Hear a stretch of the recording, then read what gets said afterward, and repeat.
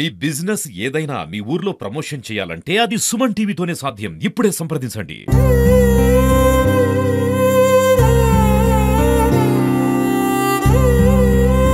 ఇది 4 రోజులు 3 రోజులు బతికిండు, చచ్చిపోయిండు. చచ్చిపోయిన తర్వాత మా కోడలు పెనుగు నీడు వేసిర్రు. మా కోడలు దండను ఉరికింది, పాత్రలో వచ్చింది, ఆయనతో మందు తాగింది. ఇక నా శివ విడిచిపెట్టి మరి ఆమెను కూడా కాపాడుకోవాలి కదా.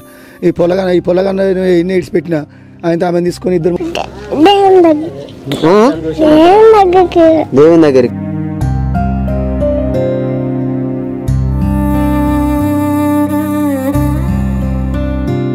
సరే. మరి చచ్చిపోయినాక ఇప్పుడు 2 సేవలు ఒక్కసారి ఎట్లా ఒక్క శవం చేయరు. అది ఈ శవమా ఆ శవమా ఎట్లా ఒక 2 పనులు అవుతాయి అని ఆ శవం తీసుకొని వచ్చి ఇద్దరిని ఒక్కటేసారి 2 కష్టం చేసి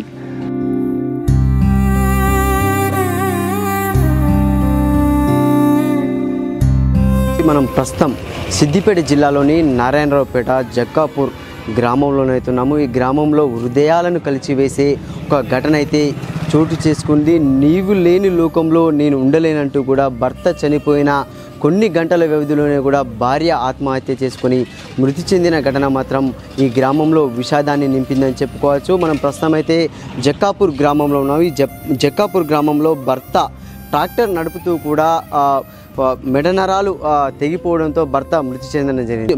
భర్త మృతి చెందడంతో గంటల వ్యవధిలోనే కూడా భార్య ఆత్మహత్య చేసుకున్న ఘటన మాత్రం చాలా విషాదం అని చెప్పుకోవచ్చు. వాళ్ళకు మాత్రం చిన్న పిల్లలు ఉన్నారు. కొబ్బరి చెట్టు మహేందర్ అనే వ్యక్తి కూడా ట్రాక్టర్ నడుపుకుంటూ జీవనాన్ని కొనసాగించుకునేవాడు. అందరితో ఎంతో మంచిగా ఉన్నటువంటి మహేందర్ అకాల మరణం మాత్రం అందరినీ కలిచివేసింది. దాంతోపాటు వాళ్ళ భార్య కూడా క్రిమి సంహారక మందు తాగి ఆత్మహత్య చేసుకుంది. వాళ్ళ ఇంటి వద్దకైతే మనం చేరుకుందాం. అసలు ఏం జరిగింది, వాళ్ళ కుటుంబంలో ఇంత పెద్ద విషాదం జరగడానికి కారణం ఏంటనేది కూడా మనం తెలుసుకునే ప్రయత్నం అయితే చేద్దాం. ఇక్కడ ఘటన చూస్తే మాత్రం ఒక హృదయాలను కలిచివేసే విధంగా ఉంది. వాళ్ళ ఇక్కడ చూడండి విజువల్స్లో వెళ్ళే అబ్బాయి అయితే వాళ్ళ చిన్న కుమారుడు దాదాపుగా 4 సంవత్సరాలు ఉంటాయి. అసలు ఏం జరిగింది, అసలు మా తల్లి మా తండ్రి ఎటుపోయారని చెప్పి కూడా అడుగుతుంటే మాత్రం ఒక్కొక్కరి కళ్ళల్లో మాత్రం నీళ్లు తిరుగుతున్నాయి. గ్రామస్తులంతా కూడా ఒక గ్రామంలోనే ఒక విషాదాన్ని నింపిందని చెప్పుకోవచ్చు. అసలు వాళ్ళ మృతి చెందినటువంటి మహేందర్ వాళ్ళ అమ్మ అయితే ఉన్నారు. అసలు ఏం జరిగింది అనేది కూడా మనము అడిగి తెలుసుకుందాము. అమ్మ అసలు ఏమైంది, మీ కొడుకు ఏం పని చేసేది? మా కొడుకు మట్టి కొట్ట పోయిండు. మట్టి కొట్ట పడితే బండి ఖరాబ్ అయింది. బండి మంచిగా చేసుకున్నాడు. మంచిగా చేసుకుంటే పైపు వలిగిపోయింది. పైపు వలిగిపోతే కాసింగ్ పోయి తెచ్చుకున్నాడు. తెచ్చుకున్నాక బండి 4 ట్రిప్పులు కొట్టిండు. 4వ ట్రిప్ కు ఆగమాగం అవుతుందని కింద పడిపోయిండు. మెడనరాలు ఇరిగిపోయినాయని డాక్టర్ చెప్పిండు. 100,000 మందిలో ఒక్కనికి వస్తుంది బీమారి అని డాక్టర్ చెప్పిండు. మీ అదృష్టం ఉంటే బతాడు, లేకుంటే లేదు అన్నాడు. అంతే అయింది. 4 రోజులు 3 రోజులు బతికిండు, చచ్చిపోయిండు. చచ్చిపోయిన తర్వాత మా కోడలు పెనుగు నీడు వేసిర్రు. మా కోడలు దండను ఉరికింది, పాత్రలో వచ్చింది, ఆయనతో మందు తాగింది. మందు తాగి వెంటనే వేసుకొని పోయిర్రు. పోతే తెల్లారి వరకు చచ్చిపోయింది. గవర్నమెంట్ తీసుకుపోతే పట్టలే, మళ్ళా ప్రైవేట్ లో తీసుకుపోయారు. ప్రైవేట్ లో పట్టిర్రు. పట్టితే బతుదేమని మేము ఆశపడ్డాం, బతకలే ఇక అంతే. ఎందుకు మరి అసలు ఆమె ఎందుకు ఆత్మహత్య చేసుకోవడానికి కారణం ఏంటంటే మీ కొడుకు చనిపోయిన తర్వాత చచ్చిపోయినాక ఆమె బతకనని తలుసుకుందట. నేను అట్లా కూడా చెప్పిందట వాళ్ళ అమ్మతో కూడా. వాళ్ళు ఎంత బతలైనా గానీ అది నేను చేసే ప్రయత్నం చేస్తాను, నా మొగలని బతక అన్నదట. ఎట్లా ఉండేది అంటే మామూలుగా వాళ్ళు పెళ్ళైన కానీ వాళ్ళ పెళ్లి మీరు చేసిరు కదా అప్పటి సంది, కానీ ఇప్పుడు చనిపోయే వరకు వాళ్ళు ఎట్లా ఉండేది వాళ్ళ దాంపత్యం? వాళ్ళు మస్తు మంచిగా కూడా ఉన్నారు. వాడు దాగత్తే తిట్టినా వాడు సప్పుడు చేయలే, మంచిగా కూడా ఉన్నాడు. ఒక దెబ్బ కూడా దాన్ని కొట్టలే. పిల్లల్ని కూడా ఒక షడాన్ని దెబ్బ కొట్టుకోలే. ఎంతమంది పిల్లలు? 2 పిల్లలు. ఒక పిల్లగాడు చచ్చిపోయిండు మధ్యలో. 3 అయితే ఇప్పుడు 2 ఉన్నారు. అంతే సంగతి. అంటే ఇప్పుడు వీళ్ళ పరిస్థితి ఏంది మరి? పిల్లల పరిస్థితి దేవుడు ఉన్నాడు, నేను మేమే ఉన్నాం. వాళ్ళ మామయ్య తోలుకపోతే కొన్ని రోజులు పోతారు, లేకుంటే మేమే చదువుకుంటాం. అంత తప్పించిగా మాకు ఎవరు లేరు. ఇంకా వాళ్ళ నాన్న కూడా ఉన్నాడు. ఏం జరిగింది అనేది తెలుసుకుందాము. అంటే అసలు ఏమైంది, మీ కొడుకు ఏమైంది, ఎట్లా ఉండేవాడు రోజు? అంటే ఆ రోజు ఏం పనికి వెళ్ళాడు? రోజు మాకు ట్రాక్టర్ ఉంది సొంతము, ట్రాక్టర్ నడిపించుకున్నాం. ఆ రోజు ఏమైందంటే మట్టి కొట్టే వంత వచ్చింది అన్నట్టు. ఆ మట్టి కొట్టే వంత వస్తే అంత కొట్టిండు. తెల్లంద ఎండ పొద్దాక కొట్టిండు. భారీగా ఎండ కొట్టింది వాస్తవానికి. ఆ ఎండ కొట్టా లేకపోతే వానికి ఎప్పటిది ఏమన్నా లోపల నరాలు వీక్ అవుతున్నాయా తెలియదు. అంతకుముందుకైతే ఏ నొప్పి లేదు, ఏ జ్వరము లేదు, ఏ గోరి లేదు. సడన్గా ఆయన కొట్టంగానే బండి మీదకై కొంచెం జారి కింద పడి ఆయన అట్లా సొమ్మసిల్లినట్టు అయినట్టు ఎంబడే స్పాట్లో కరీంనగర్ హాస్పిటల్ వేసుకపోయినాం. సిద్దిపేట పోనీ కరీంనగర్ హాస్పిటల్ వేసుకపోయినాక సారు పట్ట ఇది అంటే బతిలాడితే పట్టుకున్నాడు. సాధ్యమైనంత వరకు చేస్తాము, దేవుడు ఉన్నాడు మీ అంత లాంటి బాగుపడితే మంచిగానే అవుతుంది, లేకపోతే కాకపోవచ్చు, మమ్మల్ని మాత్రం ఇబ్బంది చేయొద్దంటే ఆయన సరే సార్ అని ఒప్పుకున్నాం. 3 రోజులు ఉన్నాం హాస్పిటల్లో. ట్రీట్మెంట్ చేసిర్రు. ఆయన చేయంగా ఒకనాడు సాయంత్రం పూట ఆయన చచ్చిపోయాడు. చచ్చిపోతే ఎంబడే ఆ అంబులెన్స్ తీసుకొని మా అల్లుళ్ళు మేము మా బిడ్డలు అందరు కలిసి అక్కడ చూడడానికి వచ్చారు అన్నట్టు. ఆయన గిన్నే మేము ఇక్కడ శవం ఇక్కడ తీస్తున్నాము. మా కోడలు అనేది ఆయన దండన ఉరికింది.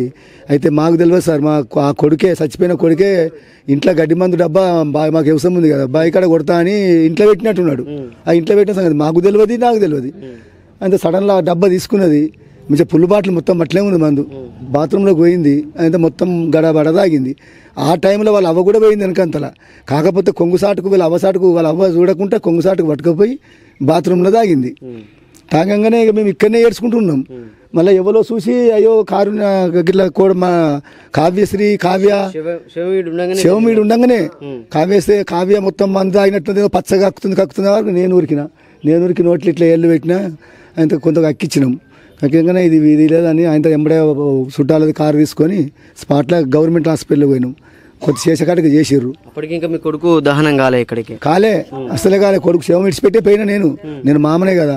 అట్లయినా ఈ శవం ఏడ్చేది నా శవం ఇడిచిపెట్టి మరి ఆమెను కూడా కాపాడుకోవాలి కదా. ఈ పొలగాన ఎన్ని ఇడిచిపెట్టినా ఆయన ఆమెను తీసుకొని 2-3 మా దోస్తులను తీసుకొని పోయినాం. గవర్నమెంట్ హాస్పిటల్గా చేసేకాడికి కొంత ముక్కు నుంచి తీసేసిర్రు. అయినా ఇట్లా సారు ఇది గడ్డి మందు కలవదు, ఎందుకైనా మంచిది అయితే గాంధీ కన్నా రత్త లేకపోతే ప్రైవేట్ హాస్పిటల్ తీసుకోమంటే ఈ మన సురక్ష హాస్పిటల్లో వేసినాము. తెల్లం దాకా చేసిర్రు.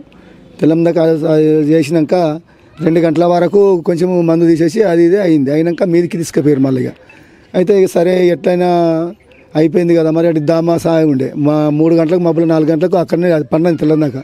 ఆ నుంచి లేచి మబ్బులు లేచి ఈడికి వచ్చి మళ్ళీ ఈ కార్యక్రమం చూసుకోవాలి. మళ్ళీ కొడుకు కార్యక్రమం చేసి ఏడ్చిన వాటి తెల్లారింది. మళ్ళీ మా మనవోడు అగ్గి పెట్టాలి, కొడుకు పెద్ద మనవోడు పెట్టాలని మా ఊసు నుంచి 2-3 పంపించిన ఆడికి మనవోడు దొరకరాపోని పంపించే వరకు అప్పటికే ఈమె చచ్చింది. వీళ్ళు ఆడ కూడా ఏడుస్తున్నారు. అంతా మాకు పోయినోళ్ళు ఆమె కూడా చచ్చిపోయిందని ఫోన్ చేశారు. సరే మరి చచ్చిపోయినాక ఇప్పుడు 2 శవాలు ఒక్కసారి ఎట్లా ఒక్క శవం చేయరు, అది ఈ శవమా ఆ శవమా ఎట్లా ఒక 2 పనులు అవుతాయి. ఆయన ఆ శవం తీసుకొని వచ్చి ఇద్దరిని ఒక్కటిసారి 2 కష్టం చేసి ఇద్దరం ఒక్కటిసారి చేసినాం. నేను సాయంత్రం ఈ టైం రాత్రి 7-7:30 అయింది. ఏం పేరు నీ పేరేం పేరు? శివ. మమ్మీ డాడీ ఎటు వేరు? ఏమైంది? మమ్మీ ఎటు పోయింది, డాడీ ఎటు పోయింది? మంటలనా? ఏమైంది?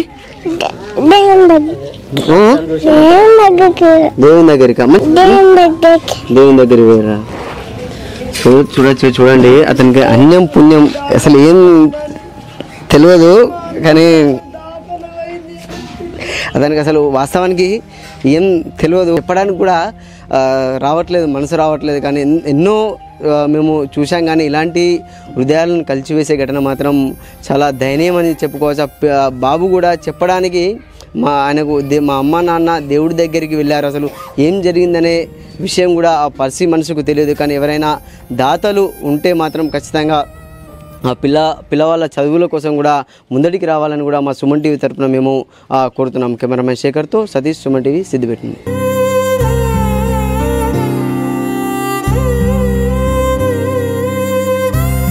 ఇది 4 రోజులు 3 రోజులు బతికిండు, చచ్చిపోయిండు.